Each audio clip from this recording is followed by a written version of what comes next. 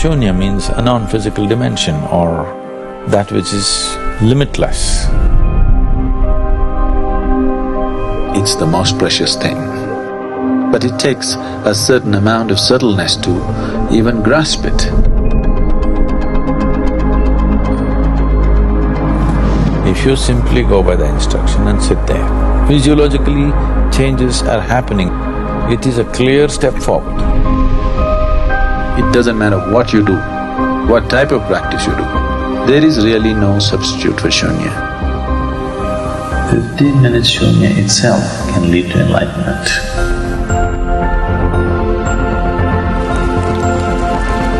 If you become empty, it contains everything.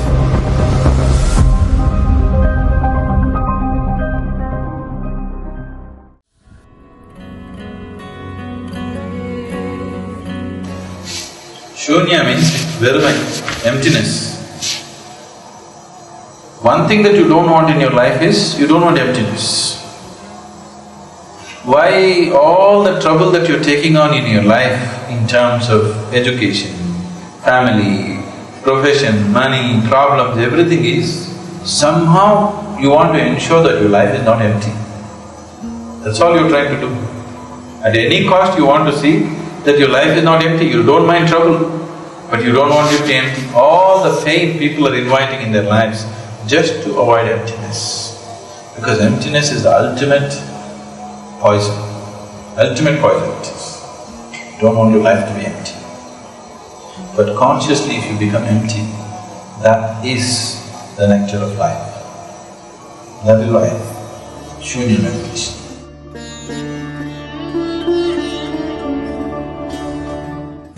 Shunya means leaving yourself out. If you master the art of leaving yourself out of your own life, 15 minutes Shunya itself can lead to enlightenment. But such human beings are rare who are willing to leave themselves out. Such things come only when one has a deep sense of surrender in them, without assisting them towards surrender. It's not impossible, but rare.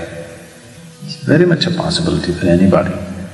But when people are using meditation as a trick to live better, the question of leaving yourself out doesn't arise, isn't it? It's about you. The very reason why you're meditating is your well-being. That itself is defeating. But if I tell people, just meditate, it need not bring any well-being, most people will never meditate. So we are talking about well-being, the benefits that one will derive, which is very self-defeating. See, the reason why spirituality seems to be complex, it is not. It's very simple. Why it seems to be complex is only because of this factor, because it's a process of self-annihilation. Only somebody who's willing to dissolve himself. How can anybody dissolve himself? If I say, I'm going to dissolve myself, you get more established than anybody else. You understand what I'm saying? The more you try, the more you're getting established. But if you don't try, there is no way. Just getting that tact or knack of just making effort but not bothering about what's happening.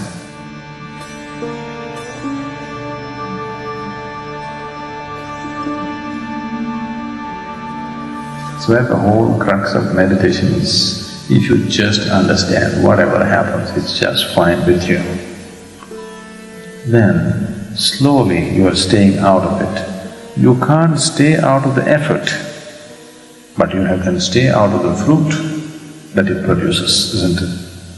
If you take away this, nothing need to happen to you, no benefit. Even if it tortures you, every day you will sit.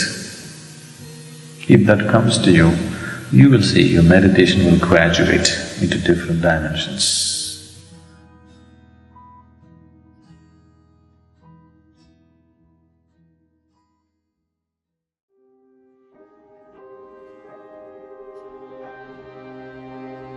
If I ask you what is the cause of your suffering right now? If I ask you, what is the reason of your unhappiness that you experience every bit of a second in your life? What would you say? Some of you would say, we suffer because we don't have enough bank balance.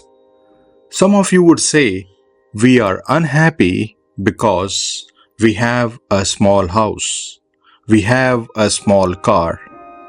Some would hold their job responsible for their suffering, while some would hold their spouses or their parents responsible for their pain and unhappiness. You would be shocked to know that none of these reasons is the true cause of your suffering. Neither the money, nor the job, nor your spouse cause pain to you. They are just superficial reasons. They are just surface reasons. If you dig a bit deeper in your mind, if you uncover the deeper layers of your mind, you would realize that the true cause of your pain and suffering, the true cause of unhappiness and sorrow exists within you. Yes, the cause of your unhappiness is not out there in the world. It seems to be outside of you. It seems to be in the other person. It seems to be in a particular situation or in the lack of a thing. But that is not really the cause. The cause of your suffering exists within you. And that cause lies in your forgetfulness. Yes, forgetfulness is the cause of your suffering. But forgetfulness of what? Forgetfulness of your true nature. Forgetfulness of your divine conscious nature. It's your ignorance of your divine conscious nature which brings untold suffering in your life. All other reasons like lack of money, small house, small car, spouse appear to be the cause of your unhappiness because you take yourself to be the body-mind complex. You consider yourself as the body-mind complex.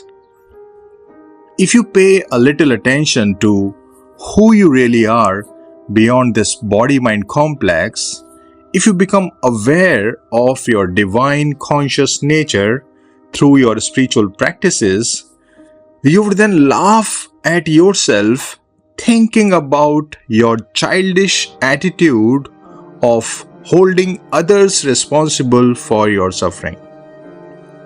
When you wake up to your divine conscious nature, all suffering disappears, all pain dissolves, all unhappiness comes to an end.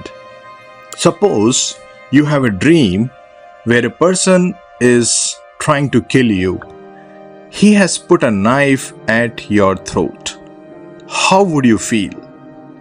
You would hold that dream person responsible for your suffering, right? Now, when you experience so much suffering in your dream, your guru, your spiritual master, comes to you and says, "Wake up, my child. You are suffering because of your own imaginations. Just wake up. Your suffering has no basis. It's just a projection of your own mind. You yourself have created it. It's your own dream. No one else is responsible for the state you are in. So just wake up and put an end to your suffering." Hearing this, maybe you will start considering your master as being heartless because someone has put a knife at your throat, someone is trying to kill you, and he's saying it's all a dream, it's all your projection, and there is nothing serious about it. Your suffering is like a joke for him. But when you wake up, you realize that what your master was saying was absolutely right. The moment you wake up, you realize that the killer, the knife, the dreamer you, and the consequent suffering were all imaginary. Isn't that so? Similarly, when you wake up to your real nature, you would realize that this life too is nothing more than a dream. This body-mind complex that you take yourself to be is nothing but a dream. A dream appearing in the divine conscious you. Or in other words, you can say that the divine conscious you is dreaming this dream of being a body-mind complex.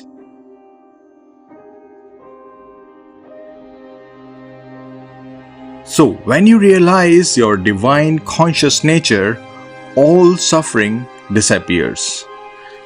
Now a question arises as to how you can realize this divine conscious nature of yours.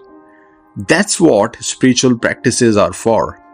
That's what is the purpose of meditation. The purpose of meditation is to empty the real you of all that which is not you.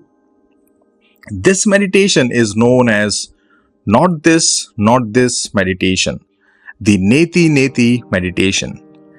This is one of the most powerful meditations.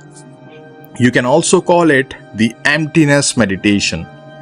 In this meditation, you discard what is not you. And when you discard what is not you, then what you really are shines forth by itself. Now, I can hear you say, how to discard what is not me? How to really know what is not me? This is how you can know.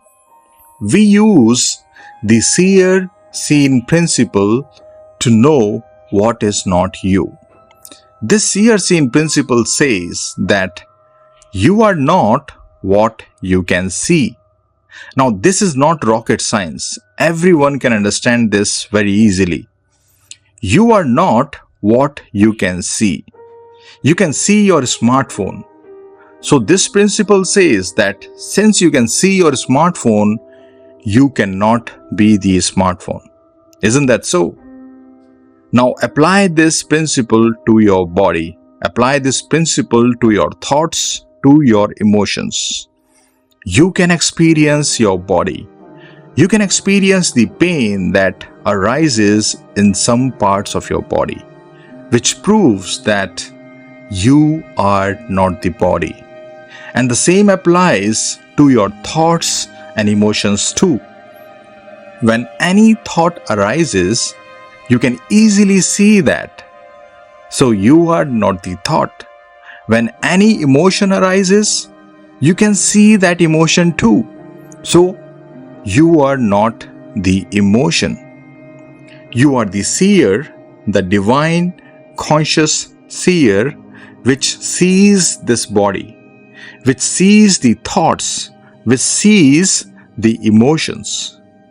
So using this not this meditation, when you discard your body and mind like this, what is left is nothing but the real you. What is left is nothing but the divine, conscious, blissful you.